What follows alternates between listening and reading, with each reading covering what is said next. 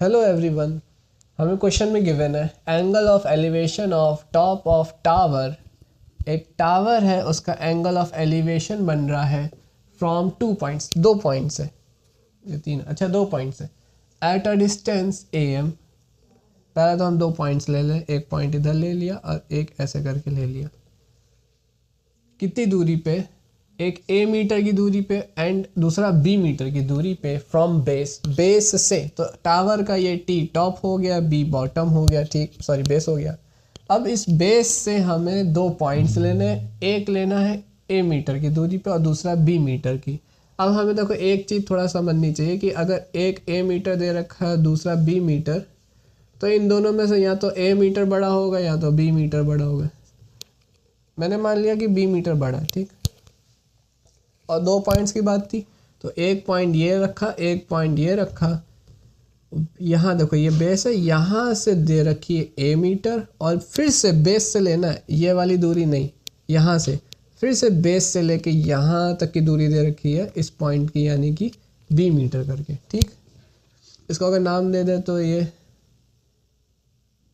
t v और ये s ले ले। तो B से लेके V तक की दूरी a मीटर और B से लेके S तक की दूरी B मीटर हमने मान ली है, ठीक। ये सब मीटर में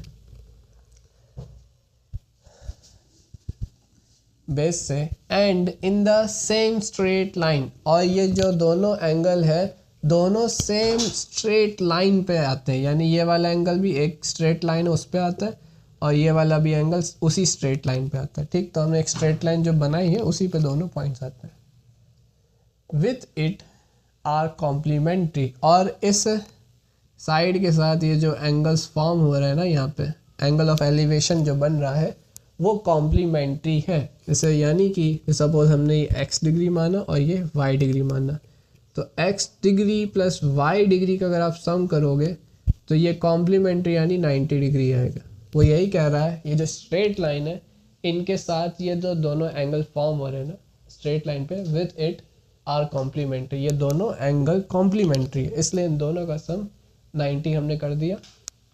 इस स्ट्रेट लाइन से ये दोनों का सम 90 है, ठीक है। Then height of tower, tower की हमें हाइट निकालनी है। अब देखो सुनो, ये डायग्राम है, ये भी एक डायग्राम है। ये एक्चुअली में देखो ध्यान से सोचो, इसने ऐसा कुछ नहीं बोला कि हमको सेम साइड पे पॉइंट्स लेने है ना। उसने ऐसा कुछ नहीं बोला कि आप एक काम करो इसी तरफ दोनों पॉइंट्स को ले लो ऑन द सेम साइड करके, ऐसा उसने कुछ मेंशन नहीं किया। तो हम चाहे तो ऐसे भी कर सकते हैं क्वेश्चन को, अपने मन से मान लें कि सेम साइड पे। दूसरा हम ये भी सोच सकते हैं कि दोनों अलग अलग पॉइंट्स पे, दोनों अलग अलग पॉइंट्स पे पर लेकिन सेम स्ट्रेट लाइन पे भी है और दोनों कुछ एंगल्स फॉर्म कर रहे होंगे जिनका सम हम कह सकते हैं कितना, x + y = 90 डिग्री।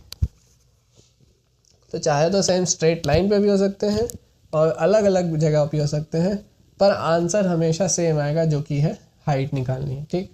इस h की वैल्यू निकालनी हम लोग सॉल्व करते हैं। पहले ये वाले से सॉल्व करते हैं, फिर ये वाले से लास्ट वीडियो में इसके बाद सॉल्व कर देंगे। इसको अभी के लिए रेस करते हैं, इसको भी रेस करते हैं।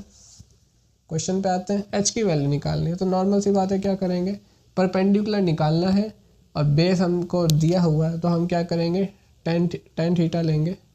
पहले तो ट्राइंगल की बात करें तो ट्राइंगल ले लेते हैं TBV, TB और V करके, ठीक। जिसमें अगर हम लोग tan थीटा की जगह क्या लिखना है, x डिग्री हमने मिला, तो tan x डिग्री = हो जाएगा h/a। अब tan x डिग्री की तो वैल्यू मालूम ही नहीं है, कोई बात नहीं। तो यहाँ से आप क्या करते हैं, h की वैल्यू निकाल लेते हैं, क्योंकि h तो निकालना है तो a को उधर भेज देंगे मल्टीप्लाई में, तो h = a tan x हो जाएगा। अब हम लगाएंगे ट्राइंगल TBS को, जहाँ पे फिर से लेंगे tan पर y डिग्री के साथ, है ना, y डिग्री और tan थीटा लेंगे क्योंकि ये परपेंडिकुलर और बेस निकालना है। वो हो जाएगा फिर से h/ बेस कितना है, ये पूरी लेंथ लेनी है bs कितना है, b मीटर का, b। यहाँ से भी h की वैल्यू निकाल लेंगे, जो कि आएगी b 10y डिग्री। अब अच्छा सॉरी, यहाँ से भी h की वैल्यू निकाल लेंगे जो कि होगी b 10y डिग्री। अब ये भी h है, ये भी h है, दोनों बराबर ही तो होंगे, है ना, ये हाइट तो बराबर ही होगी, चाहे यहाँ से देखो, यहाँ से देखो, चाहे वहाँ से देखो। तो हम इन दोनों को रख देंगे इक्वल, है ना, यानी a 10x degree is equals to b 10y degree, दोनों को रख देंगे बराबर।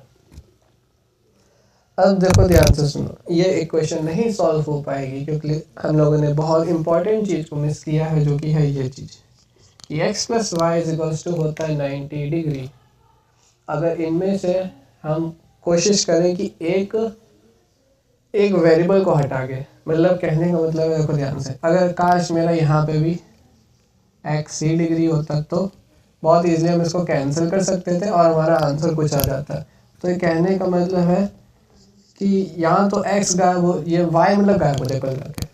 तो y को गायब करने का एक तरीका है, हम इस इक्वेशन से y की वैल्यू निकाल लें x के टर्म्स में, जो कि होगी x को उधर भेज देंगे तो 90 degree minus X, Y degree is equals to 90 degree minus X. इसको कहते हैं y की वैल्यू x के टर्म्स में, ठीक। अब ये चीज उठा के यहाँ रख दो, a 10x degree is equals to b 10 90 degree minus X. अब ध्यान से याद करो, ये वैसा दिख रहा है जैसा बुक में एक बार कभी साल में देखा होगा, 10 90 degree minus theta is equals to cot theta की तरह। 10 90 डिग्री माइनस थीटा कितना होता है, कॉस थीटा। थीटा क्या होता है, एक एंगल ही तो होता है, एक्स भी मेरा एक एंगल ही है, 90 degree minus x 90 degree minus theta जैसा ही तो है। तो इसकी जगह हमारा आ जाएगा ये जो 10 90 डिग्री माइनस एक्स है ना, इसकी जगह आ जाएगा कॉट, जितना एंगल ये उतना ही एंगल, जितना एंगल वो है इतना ही एंगल आना चाहिए, यानी कॉट एक्स आ जाएगा। जितना एंगल यहाँ था थीटा 30 डिग्री था, 60 डिग्री था, 45 डिग्री था, जितना भी था उतना ही एंगल यहाँ लिख देंगे। तो सेम मेरा यहाँ पे एक्स एंगल, तो हमने यहाँ पे भी एक्स एंगल लिख दिया। तो इसकी जगह हम क्या लिख सकते हैं, यहाँ पे दिखेगा, हाँ देखो, a 10x degree is equals to b cot x degree.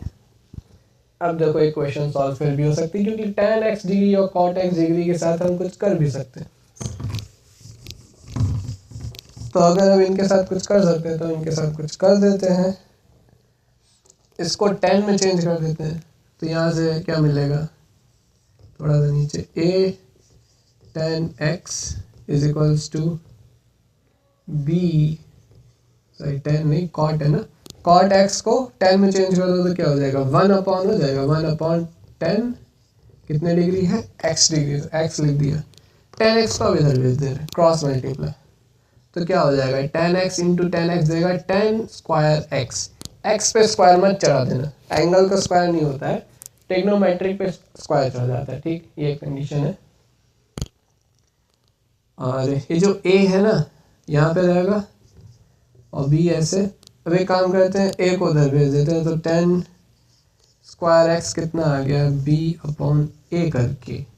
अब इससे हमें क्या मिला, इस स्क्वायर को इधर भेज दो और 10x की वैल्यू निकाल लो। तो 10x की वैल्यू कितनी आएगी, यहाँ स्क्वायर उधर जाएगा तो रूट हो जाएगा, b अपॉन a, ठीक, 10x की वैल्यू आ गई। अब जिसमें अच्छा x की आई, तो 10x की वैल्यू यहाँ पुट कर दो इसकी जगह, और 10x की वैल्यू यहाँ पुट करेंगे तो क्या मिल जाएगा हमें, इसको इरेज करते हैं,